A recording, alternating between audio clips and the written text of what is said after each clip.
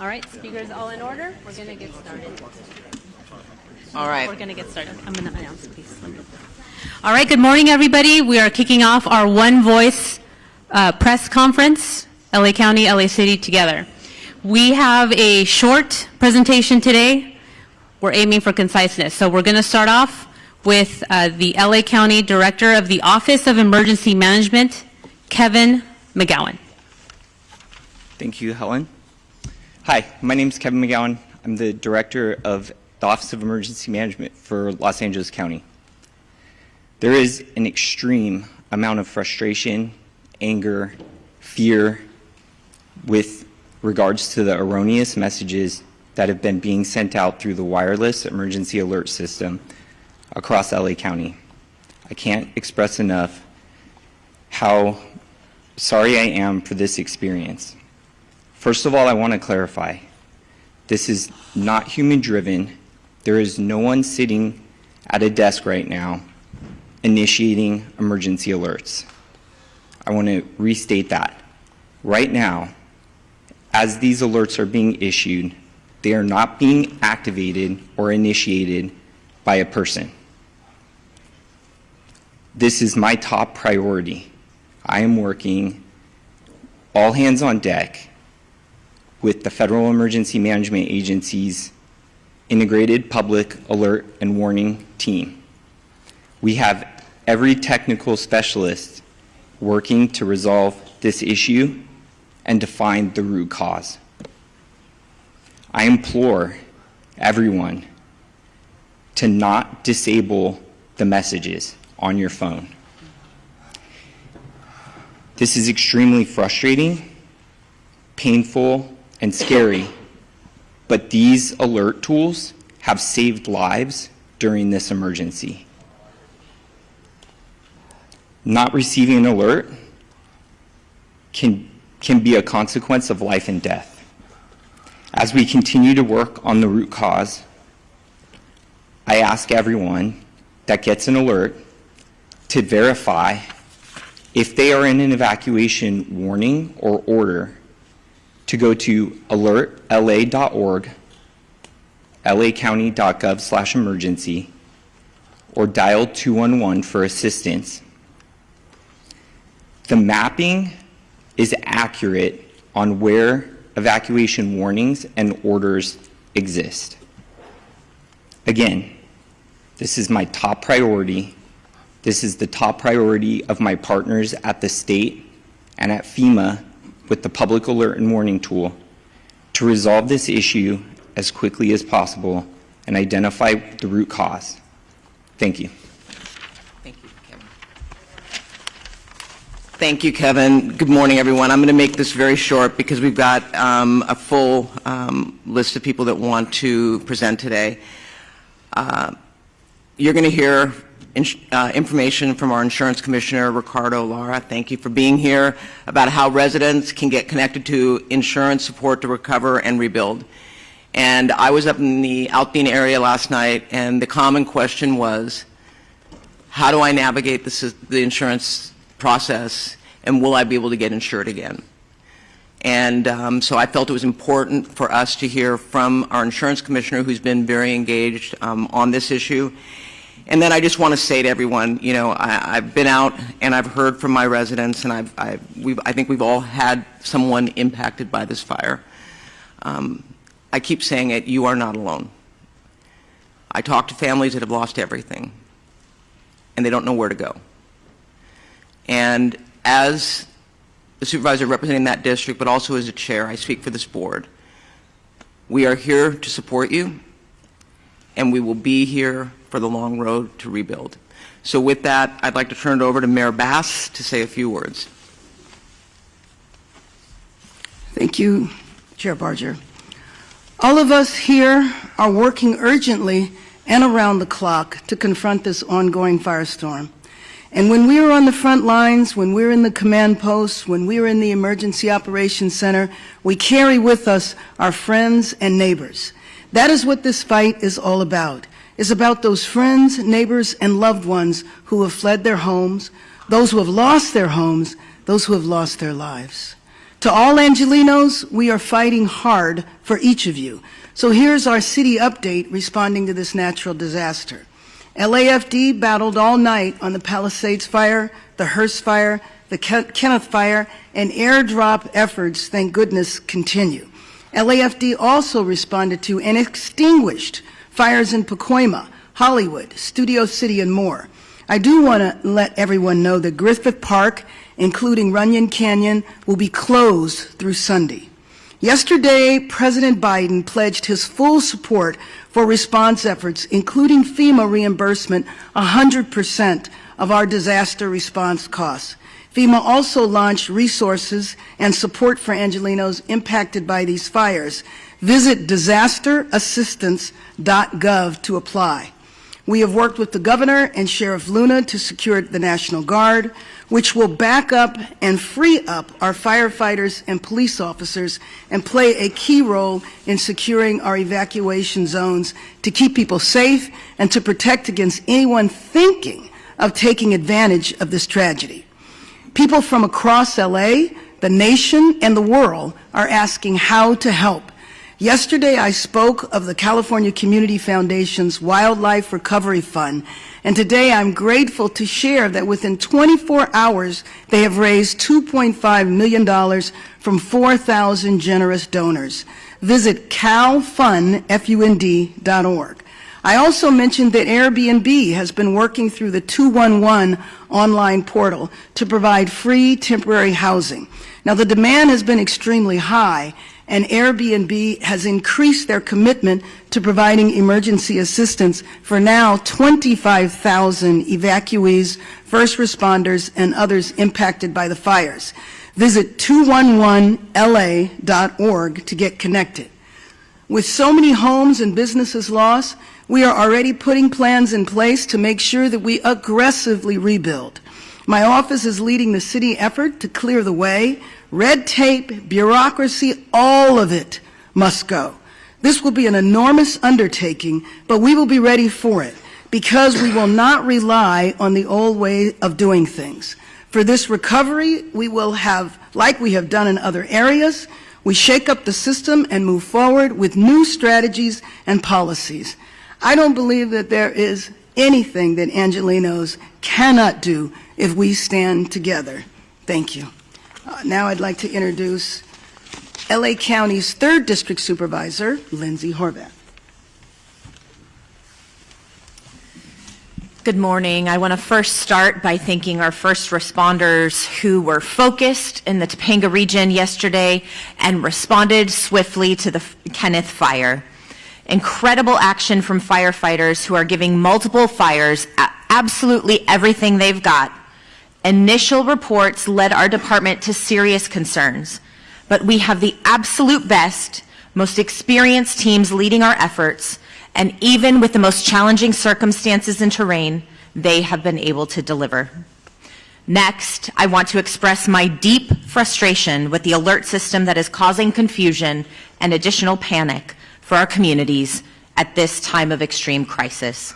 Whatever the cause, it is unacceptable, and it is being addressed now by the county's Office of Emergency Management, as Director McGowan described. We'll be investigating what happened, how, and why at every level in our exhaustive after-action process to ensure it is corrected. There is a reason why we have redundancies in our communication system. Crises require them. Please sign up for alertla.org, visit emergency.lacounty.gov, and tune into local radio and TV. Our LA media partners have done an incredible job getting the word out, and it's why we hold these press briefings. In terms of overnight updates in the communities I represent, we had a small brush fire of under 5 acres in Pacoima that the fire department knocked out quickly, and we thank them for their bravery and their swift action. The fires continue to have air quality impacts throughout the Los Angeles County region. A smoke advisory has been extended through Friday. To limit exposure, please remain indoors as much as possible, avoid outdoor physical activity, and run your air conditioner or air purifier if you have one. The Department of Public Health's Chief Deputy, Dr. Anish Mahajan, is here and can help answer questions about air quality. The strength and resolve of Los Angeles County residents, as well as our extraordinary first responders from every level of government, as well as our private citizens from across the country and right here in our own county, will be the way we get through this unimaginable tragedy. Thank you. I'd now like to welcome up LA County Fire Chief Anthony Maroney. Thank you, Supervisor. So good morning. The Eaton Fire, current estimated acreage, 13,956 acres with 3% containment. We still have 4,000 to 5,000 structures that may be damaged or destroyed. Once we do our damage inspection reports, we'll get a more accurate number for you. We currently have 1,527 firefighting personnel remaining assigned to this incident. The LA County Fire Department is in unified command with the U.S. Forest Service, the LA County Sheriffs, along with the Pasadena, Arcadia, Sierra Madre Fire Departments, and the Pasadena Police Department. Yesterday afternoon, the fire in the Eaton Canyon did make a push towards historic Mount Wilson. This observatory is okay thanks to the efforts of the firefighters and observatory staff, and no buildings have been destroyed at Mount Wilson. A firefighter did suffer a significant fall injury yesterday at the Eaton fire. He remains hospitalized. He's resting comfortably, and he's in stable condition and expected to make a full recovery. The cause of the fire remains unknown, and we will advise the media once we get the cause determined. We are appreciative to our many mutual aid partners from out of state for providing assistance to Los Angeles County in our time of need. Thanks to the increased number of resources assigned, the region is in a much better posture than we were earlier this week. And I have been advised that mutual aid resources from Canada are arriving now. The National Weather Service predicts that the red flag will continue through Friday, or continue today through 6 p.m. However, our priority is also going to be to prepare for the next red flag event that is predicted to begin on Monday. I would also like to provide a brief update on the Kenneth fire that erupted yesterday near the Victory Trailhead at the border of Ventura and Los Angeles counties. Thanks to the quick action of first responders and aerial assets, the fire has been stopped. It's currently at 1,000 acres. We have 35% containment, and no structures are reported damaged or destroyed. One important topic I want to talk about is that we did have a drone incursion yesterday at the Palisades fire. Unknown exactly what time this small drone hit the wing of our CL-415 Super Scooper aircraft that we currently have on contract from the province of Quebec. The pilots were unaware that they hit the drone. It wasn't until they landed at Van Nuys Airport that the maintenance staff noticed that there was a fist-sized hole in the leading edge of the wing inboard of the landing light. That Super Scooper will be prioritized for repair 24/7. It should be flying Monday. We only have 2 of them. Everyone should know, all of your viewers, flying a drone in the fire traffic area is not only dangerous, but it's illegal. We do have our federal partners behind the scenes are going to be implementing procedures to be able to follow drones in our 2 large fire areas, and they will be able to identify who the operator of that drone is. The most important thing to know is that if you fly a drone at one of these brush fires, all aerial operations will be shut down. And we certainly don't want to have that happen. Before I close, I would like to thank Supervisor Barger and Horvath for their unwavering support and leadership. I would also like to acknowledge the tireless efforts of first responders who continue to place themselves in harm's way to protect our residents and property. Thank you. I would now like to bring up Fire Chief Kristen Crowley of the Los Angeles City Fire Department. Thank you, Chief Maroney. So I'll just be providing a brief update of the overnight operations of our fires. So Palisades fires. This fire was currently tracked at 20,438 acres with 3,000 and 73 personnel assigned. Crews worked very, very hard overnight, strengthening our containment lines and addressing multiple spot fires in and around the Topanga Canyon area. Resources responded to the area included our air assets to aid in the containment efforts. Due to the favorable overnight weather conditions and the diligent, and I'll focus on the diligent work and effort and commitment of our first responders, we can report that the Palisades fire is now 8% contained. Wind gusts are expected to increase in daylight hours that will test our containment lines. Our firefighters will continue to respond to any flare-ups and increase our containment lines. Evacuation orders remain in place. The Hearst fire, due to more accurate mapping and acreage, has been updated to 771 acres with 37% containment. All evacuation orders and warnings have been lifted. The Kenneth fire, forward progress has been stopped with 35% containment at 1,000 acres. All evacuation orders and warnings within Los Angeles City have been lifted. I personally want to make sure that we thank and show our deepest gratitude to all of our Los Angeles City firefighters and all of our partners as we've been battling these fires for now. We're going into day 4. Thank you to LAPD for assisting us in keeping our communities safe. And lastly, thank you to all of the agencies who have come to aid during this time of help, and it absolutely does not go unnoticed. Thank you. Yeah, now Sheriff Robert Luna. Thank you, Sheriff. Good morning to everybody. This morning we have well over 500 LA County deputies that are assisting continuous with evacuations, traffic control, security patrols, and other humanitarian efforts. They're out there. I hear people calling me. They see a lot of black and white police cars rolling with lights and siren. They're out there working. That's what they're doing. They've been actively patrolling evacuated areas and are increasing their presence to deter any burglary or looting activity that may occur. Just to summarize on evacuations for all the fires that we're dealing with, evacuations orders stand at approximately 153,000 residents that are under evacuation orders and approximately 57,830 structures at risk, and then evacuation warnings, approximately 166,800 residents under both warnings, or I'm sorry, those are just specifically for warnings. What I want to go to next, and we started talking about this last night, is a curfew. A curfew order has been established for the Palisades and Eaton fire areas in all mandatory evacuation zones. That will be in effect. It was in effect last night, and it's going to be in effect tonight at 6 p.m. So it ended at 6 a.m. this morning, will take effect again until 6 p.m. I'm emphasizing that to our media partners because part of this is communicating to the public. You cannot be in these affected areas. If you are subject to arrest. That is important.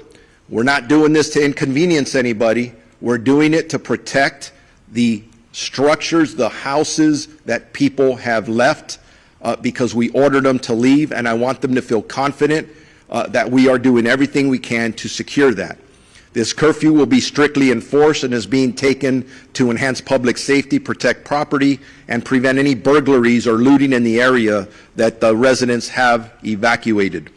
The only people that will be allowed in these areas are disaster workers, okay? I just want to make that clear because we have other people trying to get in there.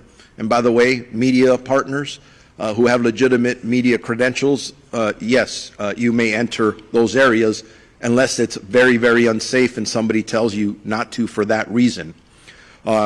Again, just specifically, anyone found in violation of this curfew will be subject to arrest for a misdemeanor offense under LA County Code Section 2.68320, and conviction may result in a fine up to $1,000 or jail time. And I'm telling you right now, I know people talk about no bail, and I've given direction that if somebody's caught doing this, they are not going to get cited and released. They're going to get booked. We are not screwing around with this. We don't want anyone taking advantage of our residents that have already been victimized. The National Guard deployment. As many of you are aware, we asked for the National Guard. I'm very thankful to Governor Newsom and the State Office of Emergency Services that fulfilled that request. As of last night, we've had National Guardsmen assisting us. They arrived last night and deployed to the Eaton Fire area, and were assisting with road closures and critical infrastructure protection. As additional Guard personnel arrive, and they will be in the next 12 to 24 hours, the Sheriff's Department will strategically coordinate their deployment with other partners such as the Los Angeles Police Department, Pasadena Police Department, Santa Monica Police Department, Azusa, and Arcadia. Those are the requests we have now. That may grow. We'll adjust as time goes on. I want to make sure that if anybody needs updated information on either evacuation orders or warnings or road closures, they go to lacounty.gov/emergency. And with that, I am going to be introducing Assistant Chief Dominic Choi from the Los Angeles Police Department. All right. Good morning. On behalf of the Los Angeles Police Department, I just want to extend our deepest sympathies to all those affected by our fires, and that includes many of our own LAPD officers who've lost homes and property in this fire, and they continue to serve these communities, and I appreciate all their work. I have a number of important updates for all of you today, and I'm going to start by an arrest that was made late yesterday afternoon. So yesterday afternoon, the Kenneth Fire started at the border of West Hills in the city of Los Angeles and Ventura County. At 4:32 p.m., we received a 911 call that a suspect was attempting to light a fire in the community of Woodland Hills and was being detained by residents. Officers from LAPD's Topanga area responded and took that suspect into custody. And once we learned that this suspect was a possible arson suspect, our Major Crimes Division responded to Topanga Division along with Ventura County sheriffs, who was the lead in the Kenneth Fire investigation. But they responded, they interviewed this suspect. After the interview and additional investigative steps, looking at some additional evidence that was present, they made the determination that there was not enough probable cause to arrest this person on arson or suspicion of arson, and therefore this person was arrested on a felony probation violation. This investigation is ongoing, however, and I'd like to thank those community members that were involved in this in helping us bring this person to our attention, and so we can have an ongoing investigation. The second point I want to talk about is for any of those people looking for loved ones or missing people related specifically to the Palisades fire. Now, the county is also doing this for the Eaton fire, but for the city of Los Angeles, we've stood up a family assistance center. This center is located at Chevy Hills Recreation Center, and it's at 2551 Motor Avenue. It's going to be open today from 10 a.m. to 6 p.m. and tomorrow from 9 a.m. to 5 p.m. We will have 10 officers there ready to receive anyone who needs to report a missing person related to the Palisades fire. We will also have the American Red Cross, the Mayor's Crisis Response Team, the LA County Medical Examiner's Office, and the LA County Department of Mental Health. They will be there to help support, answer questions, and provide information as necessary. Again, I just want to emphasize this is for missing people related to Palisades fire. This is not for any other issues related to the fire.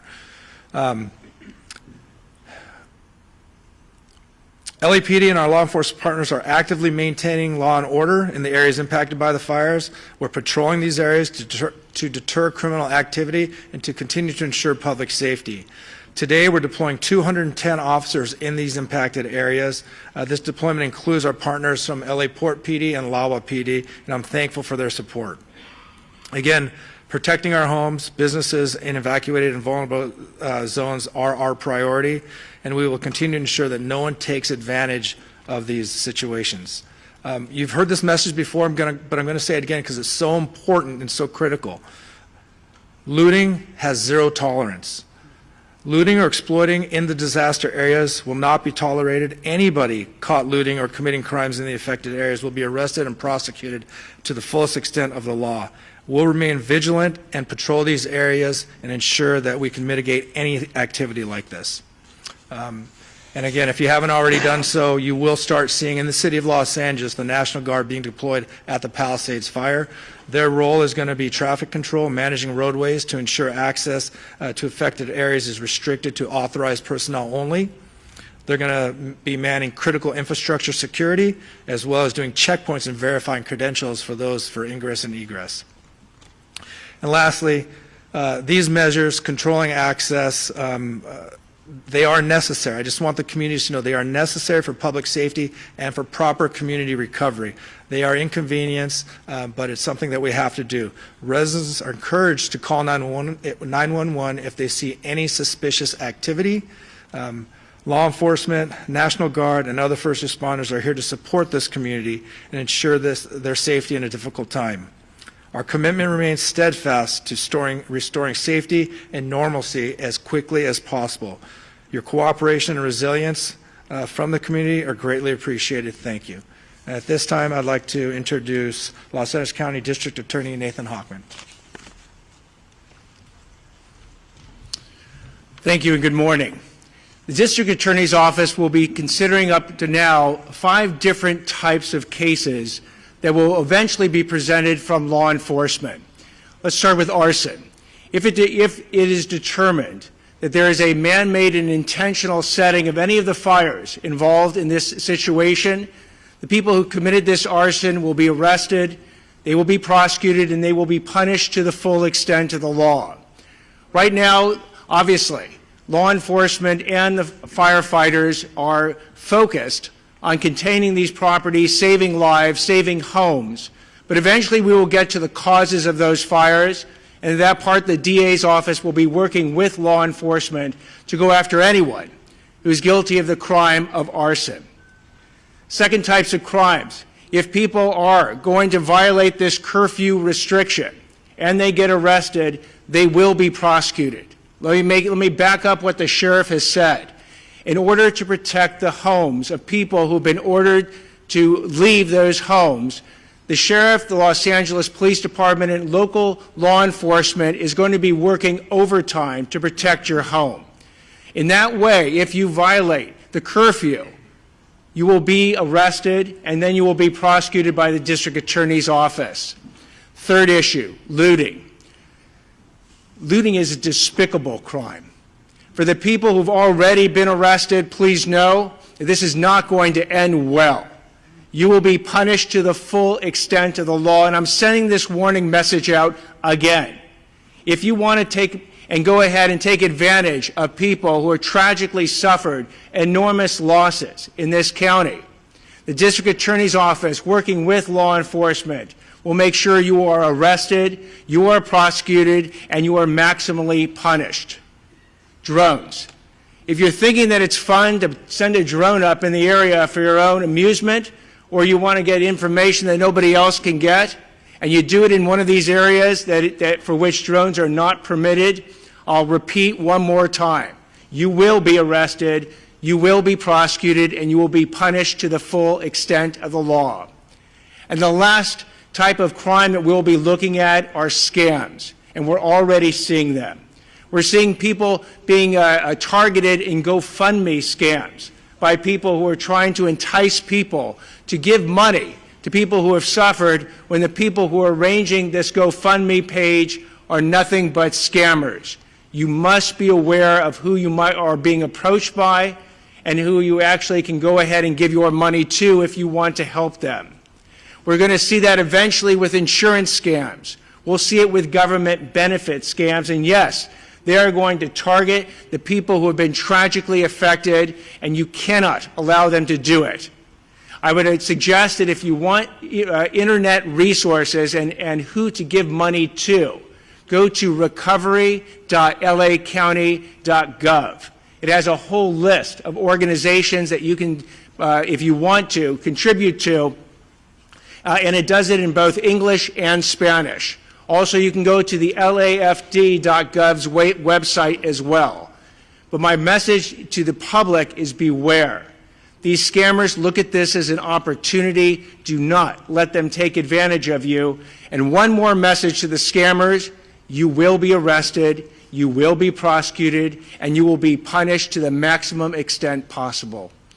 I'd like now to introduce California Insurance Commissioner Ricardo Lara. Thank you. Before I begin, I want to publicly thank the insurance commissioners from across the nation and the international insurance supervisors who have offered assistance and support during this difficult time. My heart goes out to my fellow Angelinos and to the firefighters currently battling these blazes. Let me be clear, my top priority is to protect all affected people during this crisis and assist in their insurance recovery.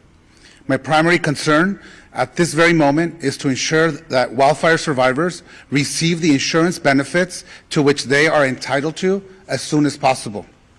I understand that this may be new and the extent of the calamity here in Southern California, and compounded by the insurance and financial stresses that these wildfires have caused.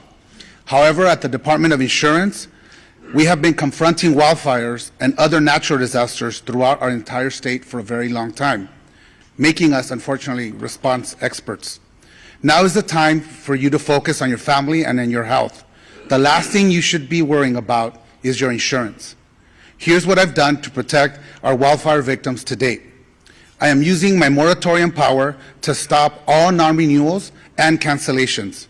Last night, I issued a bulletin to protect homeowners affected by the Palisades and Eaton fires from non-renewals and cancellations by your insurance companies for 1 year, under a moratorium law that I wrote while I was serving in the state Senate. This covers you even if your home wasn't destroyed or damaged in the wildfire. You can visit insurance.ca.gov to look up your zip code if you are near these wildfires and obtain that protection. I'm also calling on insurance companies to suspend any pending non-renewals and cancellations that homeowners received before these fires started. This means that if you've received a non-renewal from your homeowner's insurance between October 9th and January 7th, essentially 90 days, your insurance company should do the right thing and retain you as a valued policyholder. I call upon all property insurance companies to pause these non-renewals and cancellations and provide essential stability for our communities, allowing consumers to focus on what's important at the moment, their safety and recovery. In my notice, I also urged insurers to extend the payment grace period beyond the existing 60 days for policyholders in areas directly affected by the wildfires, enabling Angelinos to pay their home insurance premiums amidst the challenges that they are currently facing. And if your policy was not renewed, or if you don't have coverage, please call us at 1-800-927-4357. We can help you find additional solutions. I have also directed my department's enforcement team to protect Angelinos from fraudsters targeting wildfire survivors and to assist with the ongoing evacuation efforts. My department has moved quickly to host an insurance support workshop on January 18th and 19th at Santa Monica College, followed by another event the following weekend at Pasadena City College. We will have experts from our staff and representatives from insurance companies available so homeowners can obtain answers and take the action they need in one convenient location. Again, call us at 1-800-927-4357 to schedule a one-on-one appointment with our experts. Related to health, I've issued an additional notice to all California health insurers directing them to submit emergency plans to my department. These plans must detail how they're going to ensure that consumers can continue to access essential medical care and obtain their medications in the wake of these disasters. I've been in constant communication with our county leaders, governor, the legislative leaders, and our congressional delegation to identify best ways to expedite our recovery, reduce wildfire risk, and build a more climate resilient state and communities. Making homes and communities safer from wildfires needs to be a top priority for our state. Looking forward, I'm going to ask the governor and the state legislature to support my proposal to provide consumers with home hardening grants. We need to put money in people's hands. This measure is critical to protecting homes and improving long-term resilience against wildfire risk. We are also going to be introducing legislation to include businesses in our moratorium law. Businesses are an important consumer of insurance and the financial backbone of many communities, and they also need this vital protection. Newly enacted insurance reforms are now in effect to make insurance rates more stable and predictable. My sustainable insurance strategy mandates that insurance companies expand and maintain coverage in high wildfire areas if they are going to use forward-looking catastrophic models and incorporate the reinsurance cost in the rate making, which my department just finalized in December. Why is this important for our residents? It ensures that Californians in wildfire-prone areas retain access to insurance and brings competition back into the market and ultimately lowering the cost. Without these measures, insurance companies may continue non-renewals, leaving communities at greater risk of underinsurance and total loss of coverage. Even with these devastating wildfires, I want to be clear, I am confident that these reforms will keep us on track to modernizing our insurance market, encourage insurers to return and expand in California, and protect the solvency of our market. We remain the largest insurance market in the nation, fourth in the world. Our goal is to ensure they remain financially solvent and can honor the claim that will stabilize our insurance market in the long run. Now, let me just quickly address issues surrounding the insurer of last resort, which we call the FAIR Plan. It has become clear that reforms are necessary as the coverage maximums have not changed in 30 years. I recognize that for some Californians, the coverage limits, even the ones that we've already implemented, are still very low. Under my strategy, we have also ensured the creation of a stronger, more sustainable FAIR Plan with the long-term financial strategy to withstand the challenging fires we are experiencing today. Let me be clear, once the fires are brought under control, we will get data directly from the insurance industry and the FAIR Plan about claims filed, as we have that we have on all the other fires that may or may not happen. We are focused on maintaining the FAIR Plan's financial health while getting people back to the regular market where they belong.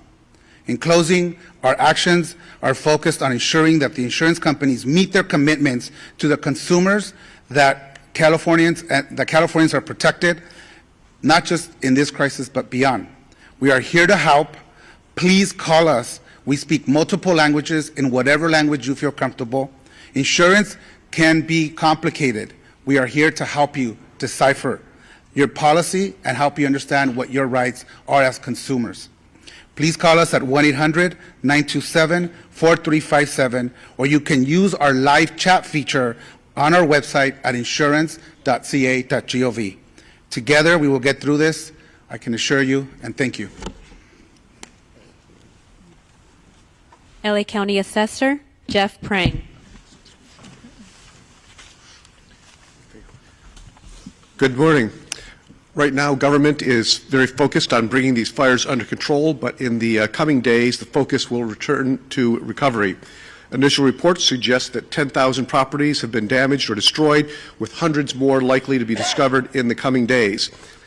I appreciate that property taxes are not high on the list of things to worry about right now, as so many are focused on housing and safety, but financial issues will soon become a major issue for the victims of the fires. Under California law, if your property, your home or your business has been damaged or destroyed, you may qualify for property tax relief under the Misfortune and Calamity Program. This program allows my office to reduce your assessed value of your property, which is what your taxes are based upon, to reflect the damage. Here are the key details. To qualify, the damage needs to exceed $10,000, and you must file a claim within 12 months. Once filed, we will investigate and verify the claim, determine the cost to cure, and then reduce the assessed value effective the date of the damage occurred. The reduction remains in place until the property is repaired, rebuilt, or undergoes a change in ownership. It does seem clear that we may need legislative help to ensure maximum benefits to victims, and I'm glad some legislators are here today. We look forward to talking to them about about making some of those fixes. The filing of this claim also facilitates coordination with the Treasurer Tax Collector's Office, allowing taxpayers who pay property taxes directly, that is not through an impound account with their mortgage lender, to defer their current year property taxes without incurring penalties or interest. We are working closely with our county partners to identify impacted properties and will assist homeowners and businesses through every step of this process. For all claims, we aim to do that, process them as quickly as possible. Once the tax roll is updated, the auditor controller will recalculate the taxes. If you're due a refund, it will be issued, or if taxes remain owed, an adjusted bill with new due dates will be sent. My staff, who's here, has handouts with a lot of the information these programs detailed. I did want to also emphasize that you should not pay anybody to access these services. My office provides them all for free, and we can be reached at assessor.lacounty.gov or at 213-974-3211. Thank you. Thank you. U.S. Fire Administrator Dr. Lori Moore Merrill. Good morning. Thank you. FEMA and the U.S. Fire Administration remains on the ground to support the response and recovery efforts here for these fires. And I just want to have a reminder, as the mayor said, President Biden, through a major disaster declaration, has committed to cover cost associated with these fires at 100% for 180 days. For those who are affected and individual assistance, you can go to disasterassistance.gov, or if you prefer, to call someone, speak to someone directly. It is 1-800-621-3362. Our hearts remain with those who are affected, and certainly with the firefighters who continue the fight on the front lines. Helen, I'll turn it back to you. Closing remarks by Chair Barker. Thank you. In closing, I just have to say that this is called One Voice, and it's One Voice because while it's focused on unincorporated Altadena and I know Palisades and Pasadena, we're working with our state and our federal partners to ensure that we are providing all the resources necessary. So I want to acknowledge people that are here today. Supervisor Holly Mitchell, our colleague who's here to support us, Pasadena Mayor Victor Gordo, Santa Monica Mayor Lana Negrete, Assembly Member Jess Gabriel, and Assembly Member Jessica Caloza, who are here. Did I miss anybody? I think that's... So, again, I want to thank you all, and with that, we're going to take maybe one question, because I know we've got to run out to Altadena, but go ahead. Okay, why don't we go, can we just, Supervisor, I'm so sorry, we'll just get a couple over here. Just 2 or 3. We'll do, by the way, we will do one-on-one interviews afterwards, okay? I will help you get the information you need. Go ahead. Thank you. My question is for Mayor Bass. Jonathan Migliai with CBS News. Yesterday, you asked for the public's patience as you assess the response. As you well know, then millions of people receive false alarms. It's been acknowledged here in this room that many may now be deactivating their alerts on their phones. I have heard from many people who are ignoring them altogether. We have red flag warnings still in effect. They will resume again next week. There is no rain in the forecast. What are you doing at this point to earn back people's trust and to make sure these mistakes don't happen again? Well, first of all, I think that was addressed at the beginning of the press conference by Kevin McGowan. I would like that from you. I don't, you're the top official here. So let me just be clear. I am going to spend every moment that I can making sure that I am in as many areas as possible, meeting and talking to residents to see what is needed in the recovery. But I also mentioned that we're moving into recovery mode at the same time, meaning that we want to see the city rebuilt. We want to see Los Angeles come together. Let me finish. We want to see Los Angeles come together. You have millions of people here who get these alerts. They are ignoring them. You still have red flag warnings in effect. There is a real threat here. What is your message to your constituents who are losing faith? You started this entire... I want the residents of Los Angeles region to have faith in what we are doing 24 hours a day. I can say on behalf of our first responders, from the fire department, the police department. We are doing everything we can to bring the situation under control, and success has been reported. We know that we're going to have a possible increase in the force of the winds at the beginning of next week, and getting Los Angeles prepared, doing everything we can to save lives. That is our number one job, to protect people's homes, to protect people's businesses, and to prepare to rebuild Los Angeles in a much better way. We're going to stand united, we're going to stand together, and we are not going to allow politics to interfere, and we're not going to allow people to divide us for political gain. Thank you. Thank you, Mayor Bass. One over here. Bob DeCastro from Good Day LA, Fox 11. Just to follow up on that, because even after yesterday that errant message was sent out to Los Angeles County, some 10 million people, overnight, people were still receiving many messages, and we were even fielding calls from our own newsroom from people as far as San Bernardino that were receiving calls. You have no idea why people are getting these alerts and being startled in the middle of the night when they're already on edge in the Inland Empire. Why is that happening? You have no idea. And you also ask that people verify and get onto a website. Not everybody has the ability to jump on a website when they're panicked to try and figure out whether or not this is an actual alert. Thank you, and I appreciate the thoughts you're sharing and the question. I would take a second to explain how the alert system works. There's an interface, and you activate that interface with what type of an alert you're going to send, an evacuation order, an evacuation warning, and you identify a geographical area. After you initiate that message package is sent into what is the Integrated Public and Alert Warning System aggregator. That then transitions, I'll call it for lack of better terms, into a cloud that connects with all of our cell service providers. The root cause analysis is trying to establish where along that sequence there is an error going on.